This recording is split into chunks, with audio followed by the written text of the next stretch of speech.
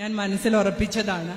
എൻ്റെ pre degree കാലഘട്ടത്തിൽ ഞാൻ KSUവിൻ്റെ ജോയിന്റ് സെക്രട്ടറി ആയിട്ട് മത്സരിക്കുകയും വിജയിക്കുകയും ചെയ്തൊരു വ്യക്തിയാണ്.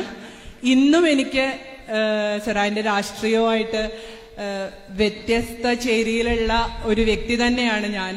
എന്നാലും സൊരായിന് വേണ്ടിയാവുമ്പോൾ വളരെ അഭിമാനത്തോടുകൂടി വളരെ അന്തസ്സോടുകൂടിയാണ് ഞാൻ ഈ സ്ഥലത്ത് നിൽക്കുന്നത്. പക്ഷെ പറയേണ്ടത് എന്താണെന്ന് മാത്രമാണ് എനിക്കറിയാത്തത്.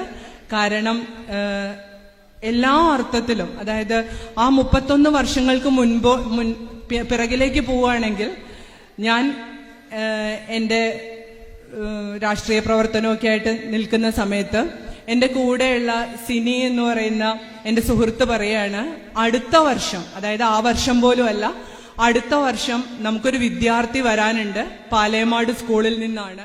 ഒരു പ്രസംഗം കേൾക്കാൻ നമ്മൾ ആഗ്രഹിക്കുക എന്ന് പറയുന്നത്, അതും ഒരു ചെറിയ പയ്യന്റെ, ആ പയ്യൻ എത്താത്ത ഒരു ക്ലാസ് മുറി പോലും ഞങ്ങളുടെ കലാലയത്തിൽ ഉണ്ടായിരുന്നില്ല. ആ പ്രീ ഡിഗ്രി ഫസ്റ്റ് ഇയർ വരവ് തന്നെ അങ്ങനെയായിരുന്നു. എല്ലാ ക്ലാസ് മുറികളിലും കയറും. എന്തൊരു കരിസ്മാറ്റിക് ആണെന്നറിയോ, എന്തൊരു എനർജറ്റിക് ആണെന്നറിയോ. അപ്പൊ ഞാനിതെന്റെ മോളോട് വായിക്കാൻ പറഞ്ഞു. അപ്പൊ എന്റെ മോള് ചോദിക്കുകയാണ്, ഈ ചാനൽ ചർച്ചയിലൊക്കെ ഇരുന്ന് തീപ്പൊരി വാഗ്വാദങ്ങൾ നടത്തുന്ന, അതേപോലെ ഒരു മൈക്ക് കയ്യിൽ കിട്ടിയാൽ ആളുകളെ പിടിച്ചിരുത്താൻ മാത്രം ഇതൊക്കെയുള്ള സ്വരാജ് മാമയാണോ ഈ എഴുതിയിരിക്കുന്നത്? കാരണം എന്ത് രസമായി, നിങ്ങൾ ആരും അതൊന്ന് കിട്ടിയാൽ, ഇപ്പൊ ഈ ജൂൺ മാസം ആയതുകൊണ്ട് കിട്ടാനൊരു ബുദ്ധിമുട്ടുണ്ടാവില്ല, ഒന്ന് വായിച്ചു നോക്കൂ. ഞാൻ പറഞ്ഞില്ലേ 31 വർഷങ്ങൾക്ക് മുൻപ് എനിക്കറിയായിരുന്നു ആ ചെറുപ്പക്കാരന് വേണ്ടി ഇങ്ങനെ ഒരു വേദി പങ്കിടേണ്ടി വരും. ഞാൻ എൻ്റെ സുഹൃത്തുക്കളോടൊക്കെ പറയുമായിരുന്നു, ഇത് കേരള രാഷ്ട്രീയം കാണാൻ പോകുന്ന ഒരു മാറ്റം തന്നെയാണ്. കാരണം ഞങ്ങളുടെ കലാലയം അതുവരെ കണ്ട രാഷ്ട്രീയമല്ല സ്വരാജിന് ശേഷം ഉണ്ടായിരുന്നത്. ഞങ്ങൾ കുറച്ചുകൂടി പുറമേയുള്ള കാര്യങ്ങൾ ചർച്ച ചെയ്യാൻ തുടങ്ങി. അതുവരെ ഒരു കോളേജ് ഇലക്ഷൻ, സ്നേഹം നിറഞ്ഞ ഏറ്റവും പ്രിയപ്പെട്ടവരെ, നമ്മളെ സംബന്ധിച്ചിടത്തോളം ഇങ്ങനൊരു മൈക്കിൻ്റെയോ അല്ലെങ്കിൽ ഒരു വ്യത്യാസത്തിൻ്റെയോ ഒന്നും ആവശ്യമില്ല. എല്ലാവരും തന്നെ പരസ്പരം അറിയുന്നവരാണ്. എൻ്റെ ജൂനിയേഴ്സാണ് ഒട്ടുമിക്ക ആളുകളും. സീനിയേഴ്സ് ആയിട്ടുള്ളവരെ ഒന്നും ഞാനിവിടെ കാണുന്നില്ല. എനിക്ക് പറയാനുള്ളത്, ഇപ്പോൾ പറയേണ്ട വ്യക്തി സ്വരാജിനെ കുറിച്ചാവുമ്പോൾ എനിക്കത് എങ്ങനെ തുടങ്ങണം, എങ്ങനെ അവസാനിപ്പിക്കണം എന്ന് യാതൊരു എത്തും പിടിയും കിട്ടുന്നില്ല. കാരണം 81 വയസ്സുള്ള ഒരു LP സ്കൂൾ പഠിപ്പിച്ച ഒരു അധ്യാപകൻ ആവേശത്തോടുകൂടി സ്വരാജിനെ കുറിച്ച് പറയുമ്പോൾ എന്താണ് എനിക്കിനി പറയാൻ ബാക്കിയുള്ളത്? അതുപോലെ തന്നെ നിങ്ങൾ ഓരോരുത്തർക്കും നേരിട്ട് അടുപ്പമുള്ളവരാണ് അധിക പേരും. ഇനി നേരിട്ട് അടുപ്പമില്ലെങ്കിൽ സ്വരാജിനെ നിരീക്ഷിക്കാത്ത, സ്വരാജിന്റെ രാഷ്ട്രീയം നിരീക്ഷിക്കാത്ത ഒരാൾ പോലും നിലമ്പൂരിലോ കേരളത്തിലോ ഉണ്ടാവുമെന്ന് തോന്നുന്നില്ല. അപ്പൊ അതുകൊണ്ട് അങ്ങനെയുള്ളവരുടെ അടുത്ത് ഞാൻ എന്താണ് സ്വരാജിനെ കുറിച്ച് പറയാൻ ചോദിച്ചാൽ എനിക്ക് വ്യക്തതയില്ല. പക്ഷെ എനിക്ക് പറയാനുള്ളത്, ഇങ്ങനെ നിൽക്കേണ്ട ഒരവസ്ഥ എൻ്റെ ജീവിതത്തിൽ ഉണ്ടാകുമെന്ന് 31 വർഷങ്ങൾക്ക് മുൻപ് ഞാൻ മനസ്സിൽ ഉറപ്പിച്ചതാണ്. എൻ്റെ പ്രീ ഡിഗ്രി കാലഘട്ടത്തിൽ ഞാൻ KSUവിൻ്റെ ജോയിന്റ് സെക്രട്ടറി ആയിട്ട് മത്സരിക്കുകയും വിജയിക്കുകയും ചെയ്തൊരു വ്യക്തിയാണ്. ഇന്നും എനിക്ക് സൊരായിൻ്റെ രാഷ്ട്രീയവുമായിട്ട് വ്യത്യസ്ത ചേരിയിലുള്ള ഒരു വ്യക്തി തന്നെയാണ് ഞാൻ. എന്നാലും സൊരായിന് വേണ്ടിയാവുമ്പോൾ വളരെ അഭിമാനത്തോടുകൂടി വളരെ അന്തസ്സോടുകൂടിയാണ് ഞാൻ ഈ സ്ഥലത്ത് നിൽക്കുന്നത്. പക്ഷെ പറയേണ്ടത് എന്താണെന്ന് മാത്രമാണ് എനിക്കറിയാത്തത്. കാരണം എല്ലാ അർത്ഥത്തിലും, അതായത് ആ 31 വർഷങ്ങൾക്ക് പിറകിലേക്ക് പോവുകയാണെങ്കിൽ ഞാൻ എൻ്റെ രാഷ്ട്രീയ പ്രവർത്തനമൊക്കെ ആയിട്ട് നിൽക്കുന്ന സമയത്ത് എൻ്റെ കൂടെയുള്ള സിനി എന്ന് പറയുന്ന എൻ്റെ സുഹൃത്ത് പറയാണ്, അടുത്ത വർഷം, അതായത് ആ വർഷം പോലും അല്ല, അടുത്ത വർഷം നമുക്കൊരു വിദ്യാർത്ഥി വരാനുണ്ട് പാലേമാട് സ്കൂളിൽ നിന്നാണ്. സിനിക്ക് പരിചയമുണ്ട്, സിനിയുടെ ജൂനിയർ ആയിരുന്നു. അപ്പോൾ നമ്മളുടെ രാഷ്ട്രീയം പോലും മാറ്റിമറിക്കാൻ കഴിവുള്ള ഒരു പയ്യനാണ് വരുന്നത്. സിനിയും ഞാനും ഈ പറഞ്ഞ പോലെ വ്യത്യസ്ത രാഷ്ട്രീയ ചേരിതിരിവുള്ള ആളുകളായിരുന്നു. ഞങ്ങളുടെ കലാലയത്തിനൊരു പ്രത്യേകതയുണ്ട്, ഇന്നും അത് അങ്ങനെ തന്നെയാണെന്ന് തോന്നുന്നു. മറ്റു കലാലയങ്ങളെ പോലെയല്ല, രാഷ്ട്രീയം കൊണ്ടോ മതം കൊണ്ടോ ഒന്നും ഒരു വ്യത്യാസവും ഇല്ലാതെ മത്സരിക്കുന്ന സമയത്ത് പോലും എനിക്ക് ധാരാളം SFI സുഹൃത്തുക്കൾ ഉണ്ടായിരുന്നു. അവരെല്ലാം എനിക്ക് വളരെ പ്രിയപ്പെട്ടവരായിരുന്നു.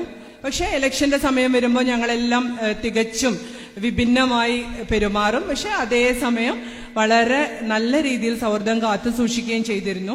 അപ്പൊ അങ്ങനെ സിനി എന്നോട് പറയാണ്, അടുത്ത വർഷം വരാനിരിക്കുന്ന ആ പയ്യൻ പ്രസംഗങ്ങളെ കൊണ്ട് ഒരുപക്ഷെ സിന്ധുവിന്റെ രാഷ്ട്രീയ കാഴ്ചപ്പാടിൽ പോലും മാറ്റമുണ്ടാവുമെന്ന്. അപ്പൊ ഞാൻ വിചാരിച്ചു, എങ്ങനെ, ഞാനൊരു കോൺഗ്രസ് കുടുംബത്തിൽ ജനിച്ച വ്യക്തിയാണ്, അങ്ങനെയൊന്നും ഉണ്ടാവാൻ പോണില്ല. അതൊരു ചെറിയ പയ്യൻ, എന്റെ 2 വർഷം ജൂനിയറാണ്, അതൊന്നും നടക്കാൻ പോണ കാര്യമല്ല.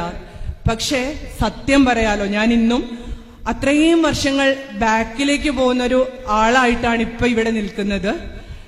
അതായത് ഒരു പ്രസംഗം കേൾക്കാൻ നമ്മൾ ആഗ്രഹിക്കുക എന്ന് പറയുന്നത്, അതും ഒരു ചെറിയ പയ്യന്റെ, ആ പയ്യൻ എത്താത്ത ഒരു ക്ലാസ് മുറി പോലും ഞങ്ങളുടെ കലാലയത്തിൽ ഉണ്ടായിരുന്നില്ല. ആ പ്രീ ഡിഗ്രി ഫസ്റ്റ് ഇയർ വരവ് തന്നെ അങ്ങനെയായിരുന്നു.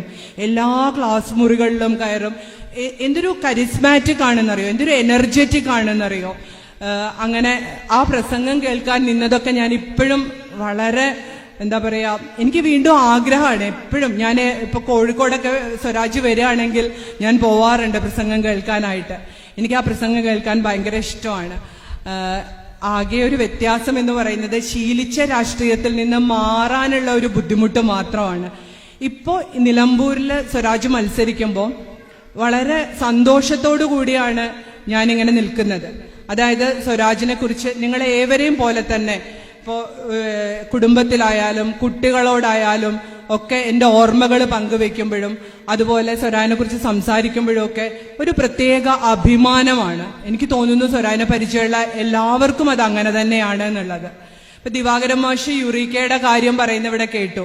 സ്വരാജിന് യുറീക്ക വായിക്കാൻ കൊടുക്കാറുണ്ടായിരുന്നു എന്നും മറ്റും. ഈ ജൂൺ മാസത്തെ പരിസ്ഥിതി ദിന യുറീക്ക പതിപ്പില് സ്വരാജിന്റെ ഒരു ലേഖനമുണ്ട്, അരുണശോഭയോടെ അരുണിമ എന്ന് പറഞ്ഞിട്ട്.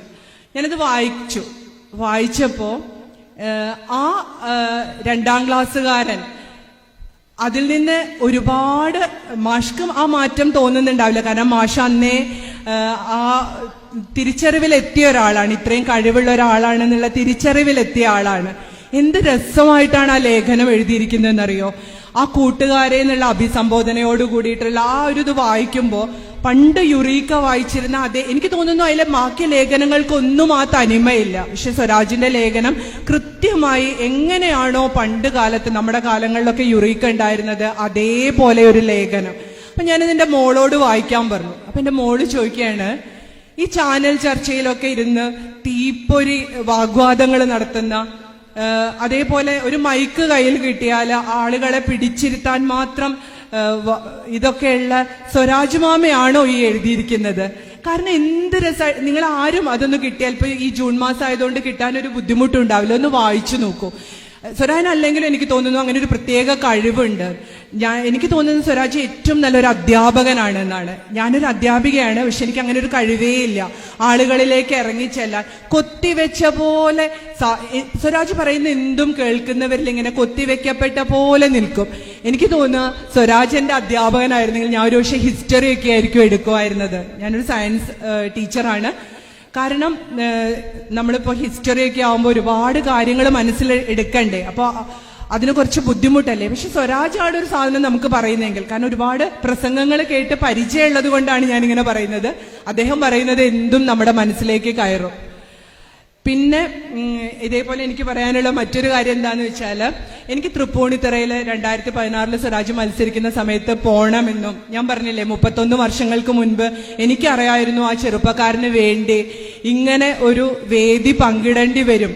ഞാൻ എൻ്റെ സുഹൃത്തുക്കളോടൊക്കെ പറയുമായിരുന്നു, ഇത് കേരള രാഷ്ട്രീയം കാണാൻ പോകുന്ന ഒരു മാറ്റം തന്നെയാണ്. കാരണം ഞങ്ങളുടെ കലാലയം അതുവരെ കണ്ട രാഷ്ട്രീയമല്ല സ്വരാജിന് ശേഷം ഉണ്ടായിരുന്നത്.